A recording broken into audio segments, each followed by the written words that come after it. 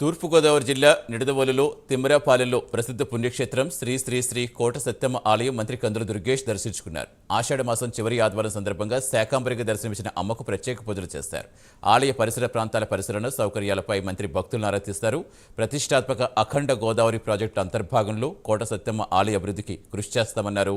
CM, deputy CM నేతృత్వంలో ఆలయాలు, పర్యాటక ప్రదేశాల అభివృద్ధికి చర్యలు తీసుకుంటున్నామని మంత్రి దుర్గేష్ తెలిపారు. త్వరలోనే శక్తి స్వరూపిణి కోట సత్యమ్మ ఆలయ దీర్ఘకాలిక అభివృద్ధికి శ్రీకారం చుడతామని మంత్రి తెలిపారు. ఈ రోజు శాకాంబరీ దేవిగా అలంకరణతోటి భక్తులందరికీ కూడా ఆశీర్వాదం అందిస్తున్నటువంటి శుభ సందర్భంలో అమ్మవారిని దర్శించుకుని ఈ ప్రాంత ప్రజల్ని, ఈ రాష్ట్రాన్ని సుభిక్షంగా ఉంచమని చెప్పి మనస్ఫూర్తిగా కోరుకోవడం జరిగింది. ముఖ్యంగా వేలాది మందిగా తరలివచ్చేటువంటి భక్తులందరికీ కూడా సంపూర్ణమైనటువంటి ఆయురారోగ్యాలని ప్రసాదించాలని అమ్మవారిని కోరుకోవడం జరిగింది. ఇవాళ ఈ పరిసర ప్రాంతాల్లో కోట సత్యమ్మ తల్లి వారి ఆలయం ఎంత ప్రసిద్ధిగాంచిందో మన అందరికీ తెలుసు.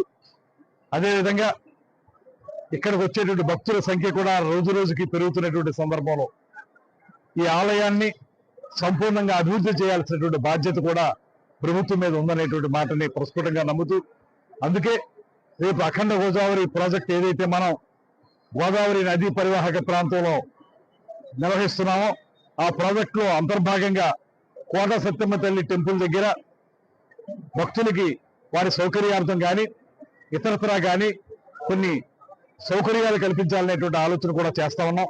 ప్రాజెక్టులు పొందుపరిచాం. త్వరలోనే ఆ కార్యక్రమాలు కూడా ప్రారంభమవుతాయి.